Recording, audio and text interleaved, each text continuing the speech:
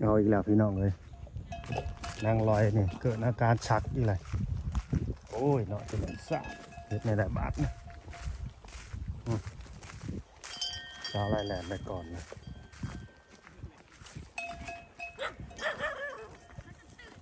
ฮะเจ้าบ่าวนอนตะแคงนอนตะแคงด้วยค่ะนอนตะแคงข้างหนึ่งตะแคงน้อยหนึ่ง ตะแคงข้างหนึ่ง ตะแคงข้างหนึ่งตะแคงเดี๋ยวเราไปติดเฮาอีกตะแคงพอเห็นได้เกิ่งแรงเขาว่าเป็นเนี่ยคิดว่าจะมาตีเมียสิหรอกก่อนว่าเกิ่งมาตีเมียเมนยังว่าอยู่ดีแลนมาใส่เลี้ยวมาว่ะคือเห็นนึกว่าพวกเมียมันหยอกกันบ่นะ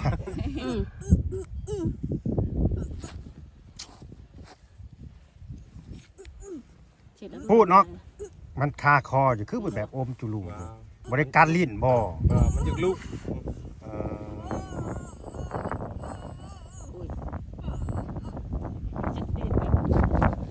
เชียวกระยานแหละเชียวก็มาเบิ่งเชียวในตี้ไว้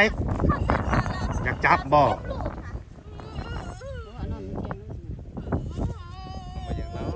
นอนบ่ตั้งเป็นเรื่องนี้แล้วกินอยู่ยากินจักมันกินจักบ่นะ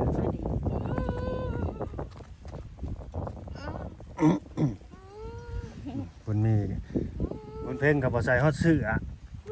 น้องมันแห้งบ่ใส่ฮอดชกมากูปะตามาอันตาเว้ย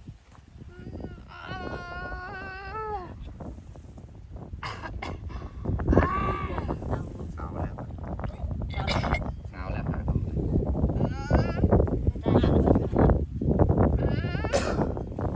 เรือผม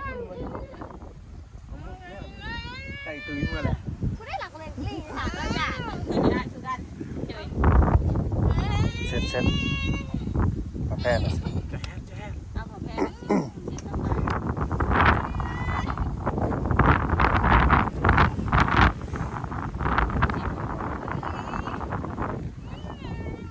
นั่นกันแนวนั้นแหละตอนอยู่บ้านจัดสรรถึงเท่าไหร่ตอนเขาจดมือรวมอยู่บ้านเล่นคือกันนี่ซะบ่แบบกันนั่นมึงเดียวนึงกันน่ะก้มหน้าก้มตาอันนั้นน่ะก้มตาอันนี้มันแบบนี้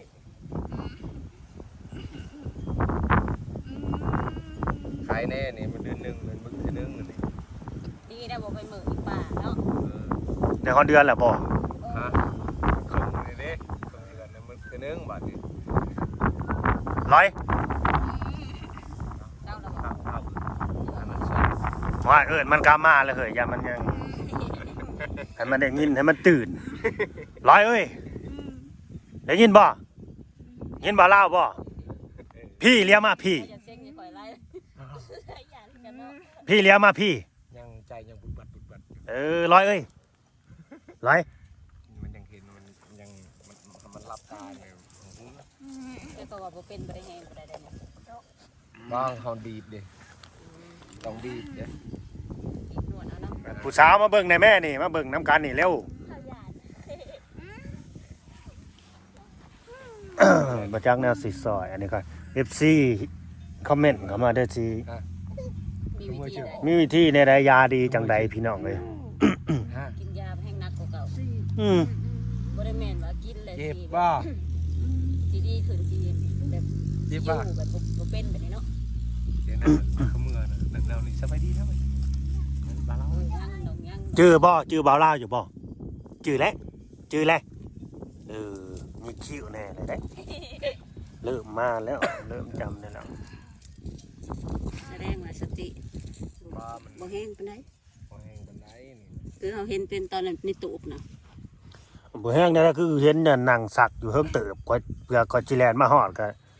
กล้องก็ไม่ได้เปิดอีกคิดมาฮอดเพคิดว่าเปิดกล้องเบิ่งเปิดไม่แต่ครูเฮ็ดไอ้เกิ่งกระโดดมาใส่อีหยังวะเฮาก็ตื่นก่อนแล้วบ้านนี้เห็นจักดึกๆเลี้ยวมา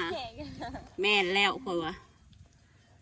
ปลายชื่อแต่ว่าลูกเพิ่นน่ะอยู่ในแพร่แม่นบ่ตอนนั้นน่ะลูกก็ยังเจียอยู่ลูกก็เจียอยู่แม่นบ่จับอุ้มลูกอยู่ใครดอกเขาอยู่นำกัน มันมักมื้อซ้ำนี้แหละ ลูกอยู่ในนางในเมาบัดนี้ ซ้ำนี้แหละ อืม มันบอกก็ตอนเที่ยงประมาณ11 โมงบอก10 โมง ไปจำก่อนอันนี้ไอ้เกิงแล้ว ต้องใช้เรื่องมัน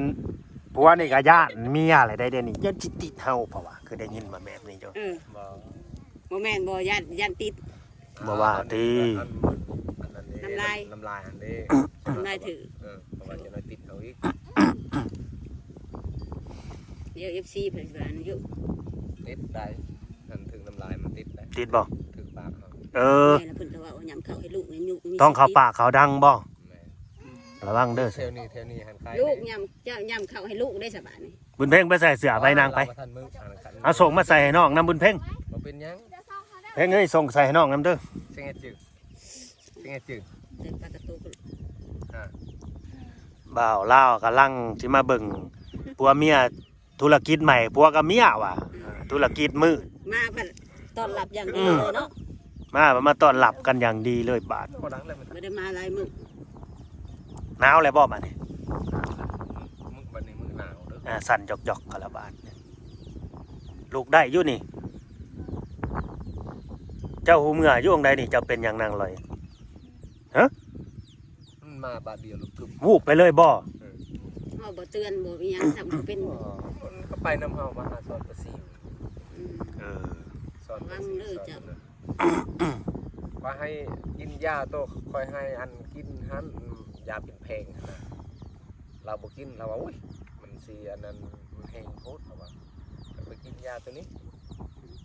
สรุปเปลี่ยนยาใหม่อีกแล้ว โอ้ยก็เปลี่ยนมื้อนั้นเด้ลาวให้เบิ่งอย่าว่ากินแล้วมันแห้งนั่นนางร้อยกินแล้วกุมนั่น เออ แม่นล่ะบ่ แม่น ยังกินอยู่บ่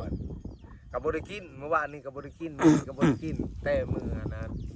มันดีมันเศร้าแล้วก็เราบ่ได้กินเลยบัดนี้เราว่ามันแห้งโพดเราว่า กินแล้วเมื่อย บ่แม่นเมื่อยมันวินหัวโลดหน้ามือตาลายโลดสังเกตจือปะยัวเจ้ากัน ไปอุ้มเอาอุ้มเอาโซมเอาเมียเมื่อเฮือนผู้ ตารางกัน มันหนาวได้นี่ ได้จักซอกทานนะ ประมาณว่าเอาแล้วชาวสอบ ลูกได้อยู่บ่ลูกย่างได้บ่ ว่าอยู่ ใช่แล้วก็ยังหน่อยแล้วเนาะ นี่เชื่อฟังก่อนเลยยิบพัน ดีๆได้ตั้งแต่ดีลูกย่างได้ล่มตึงลงอีกได้เฮ้ย บ่ลมแล้ว ปัจจุบันแต่มีแห้ง หัวอะไรมีแห้งอะไร เดี๋ยวอาสดาเองประกันไปดูก่อน เด้เพื่อยังส่งมาเลยตัวลอยสุดยอดเดินนางลอยเจ้านี่เป็นไวเศร้าไวก็มาแข็งแรงปึงปังคือเก่าซีด ของเจ้าเดียวบ่หรือได้ไงนี่นะกึ่ง ว่าของน้ำกัน ของน้ำกันบ่ คนเดียวแบบนี้ มาที่เฮ็ดผู้เดียว ไม่ยั้งกันนี่นะเป็นได้ก็ว่าสิเหตุผู้เดียว สบายดีฮันบาลา โดย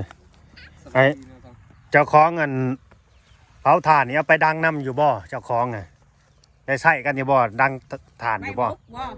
จะคายบ่ได้นี่ อันนี้นะตรงนี้คลายแล้วตรงนี้นะเอาแล้ว ร้อยหนาวบ่ลอย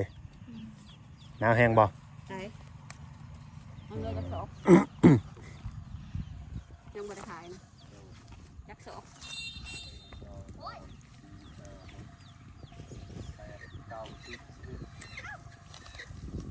เอานี่ก็ได้ซื้อสวยนางลอย ไม่ที่สัง ไม่บกเอาไว้กึ่ง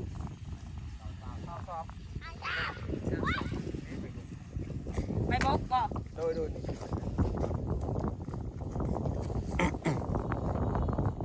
จะมาแต่ใส่ไม่บุก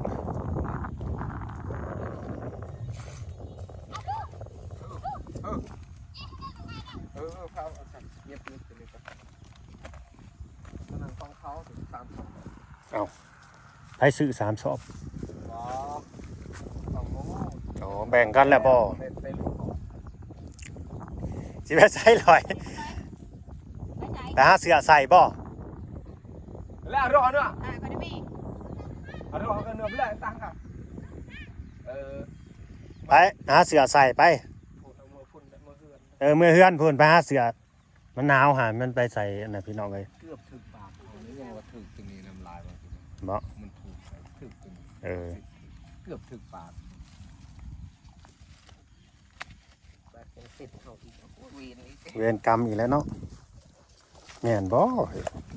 บ่เชื่อเขา โยกไปสิกาลอง อยากลองได้ เจ้าหินบอกว่าคนญาตินำเจ้าหินบอกอันนามาว่าไม่เห็นหรอกถึกลิฟต์มันก็ดีมันปิ้นว่าเราแล้ว เป็นบ่ ยัง มาว่านั่นดี มาบ่แต่แม่เลยมาบ่แม่ อันนี้ก็คือกันเลยเลือดมันออกเต็มหมดเลยแถวลิฟต์แถวนั้นแถวหัวแถวห้างมันบาดนะบอกคุณนะเนี่ยแช่เขาเอง ไปใส่แสนตามสองมาไปขับไปใส่ฮะคันยังอ่ะน่ะ คันเห็นหน้าแซง โอ้สิเห็นหน้าเซ้ง เขาเห็นหน้าแซงได้ยินเยอะบ่าวอันนาบ่าวอันนาบ่าวนงว่าบ่าวเล่ารถเพิ่นเพ่ว่ะ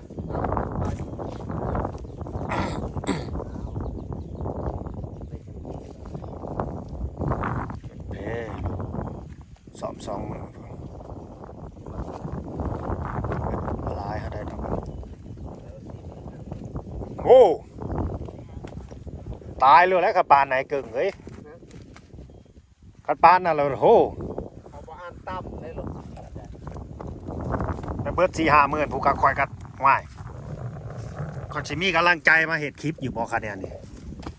เขาเห็นเขาแปลงติระดับ6ล้านขึ้นไปอยู่ เบ่แล้วมันแบบว่ามันก็อิง สภาพมันเด้ มันก็อิงตามแบบอาการของมันเห็นว่าก็ดิ อันนี้มันยังจัดบ่ บ่ แม่น power น้ำมัน power พวงมาลัยแหวนมันรวมบ่หรือพี่สัง หาของแฟนนี่แหละเนาะ บางคนก็ว่าปั๊ม power รวมบ่ดี คันตายต้องเจียอยู่เฮือน โอ้ยพี่น้องเอ้ย FC เด้อผู้รักผู้ใหญ่เนาะเพื่อว่าบ่ได้เขามาเบิ่งมาชมคลิปบางได้นี่เนาะน่าสงสารได้นั่งร้อยอาการกำเริบนี่แหละเนาะแมนอยู่ชื่อทานซอยนั่งแล้วก็ นี่แหละ เรื่องเงินสนับสนุนเรื่องรถไถนางนำเด้อพี่น้องเอ้ยอิงตามเนาะอันนี้ก็แล้วแหละกะห้องนงห้องน้ำเนาะบางคนก็ยังให้ได้มีห้องนงห้องน้ำและแบบนี้ ส่วนมากคือจะให้มีห้องน้ำก็จะให้มีห้องน้ำได้ เงินสนับสนุนซื้อรถไถตอนนี้ก็ถ้าก็ได้ 1,000 บาทขายทานได้เท่าไรเลยจุบตีนมันเลยบ่จุบยางมันอยู่ว่าเกิงยังบ่จุบอยู่โอ้ยแต่ว่าได้เทื่อละชิ้นเทื่อละอันเนี่ยนี่เนาะมาตื่มกันไปเมื่อเฮือนเมื่อใส่เสื้อผ้าไหมเพื่อนั่งกอดเดือกอดจอดอยู่นี่โอ้ยเนาะมันสะตายแล้วเห็ดนั่นได้นี่กันบ่เห็นบ่หูแล้วก็เขาก็บอกอีตนสงสารนางดอกแต่อันนี้มันมาเห็นอีกแหละพี่น้องเห็นได้เห็นจะนี่เห็นกับหูกับตานี่นะ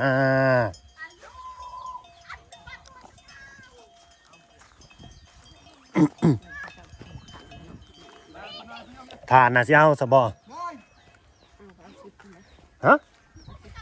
อ้าวคือว่าเอาสิ มันก็สิบ่พอ สิเอาตอนนี้เลยสบอมือใหม่จังมาเอาก็ได้เขาเอามากองไว้ฮะก็ได้ สบายดีนังร้อยสบายดีข่อยก่อน เอ้ยโอเคแล้วบ่เป็นแล้วบ่หมักโมชุบเจ้านะเป็นเบี้ยแล้วบ่ บุญเพ่งสบายดีป้าลุงก่อน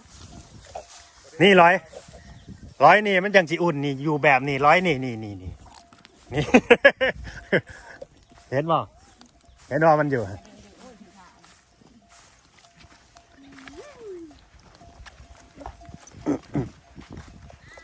ป๊าดโธ่ธุรกิจอันนี้เขาเรียกว่า ครอบครัว ธุรกิจครอบครัวก็แม่นธุรกิจสามัคคีเนาะ สอง 2 ครอบครัวซุมเพิ่นเนาะระหว่างครอบครัวไอ้กึ่งกับไอ้งูด เนาะสร้างงูดพี่น้องเลยเป็นธุรกิจครอบครัวเขาปลูกหมักโมเอาสร้างงูดก็ไปคุดขั้นป่างขั้นเห็ดหน้าแซง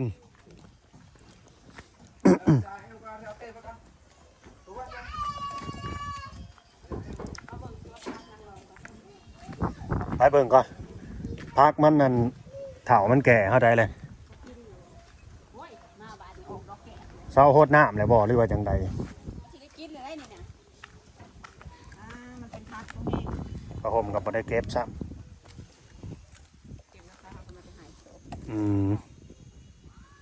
โอ้นางคือสิบ่ได้ก่อยฮดนี่เด้นี่บ่าวลาวว่าแล้วมักถั่วนี่เพี้ยสิขึ้นว่ะ เก็บสิเราไม่ได้กิน บ่ได้กินอีหลีบาด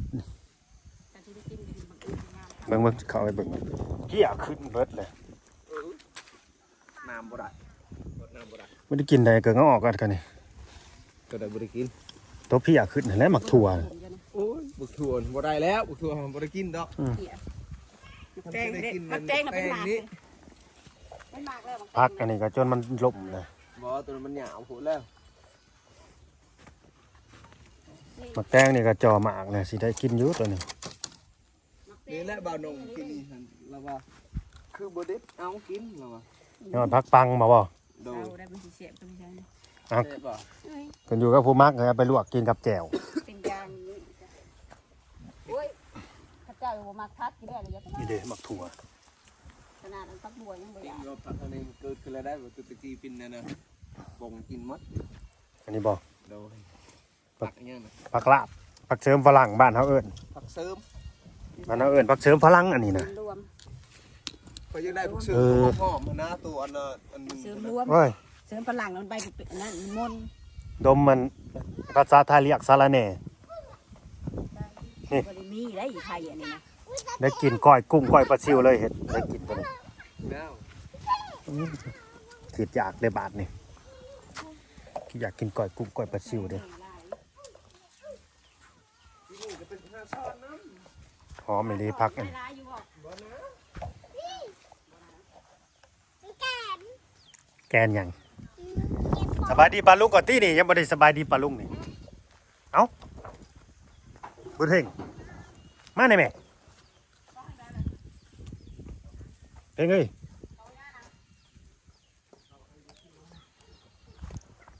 นอนบ่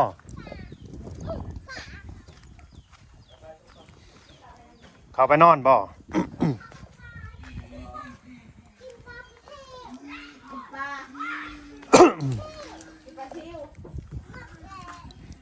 พากันมาเล่นนั่นเล่นทรายนี่มานี่ก็สิงามจบเจืออยู่พี่น้องเอ้ย แกะขาเลยฮะใส่ไปเลย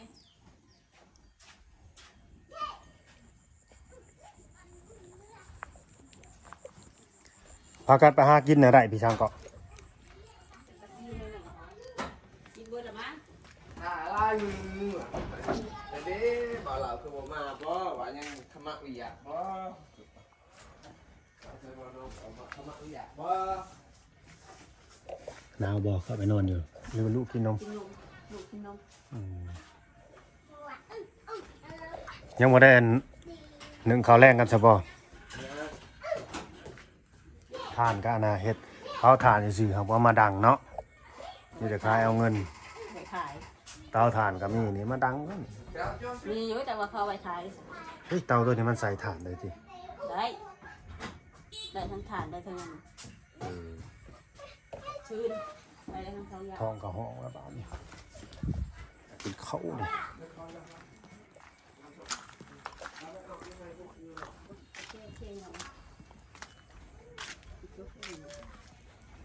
จบคลิปแล้วบ่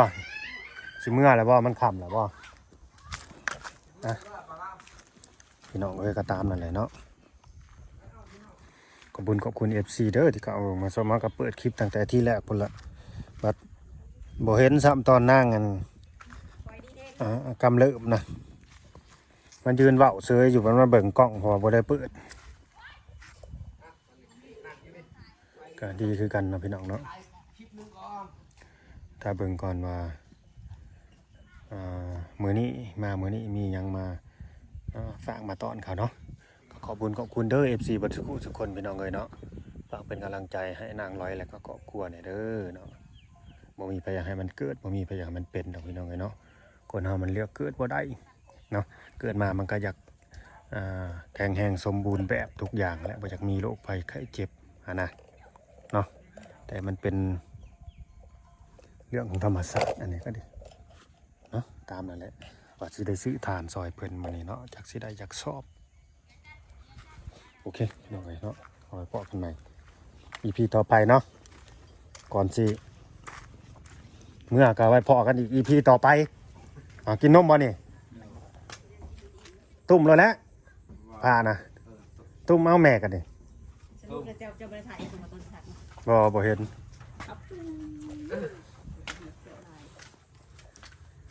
เอาบ่ได้เปิดกล้องยังวะ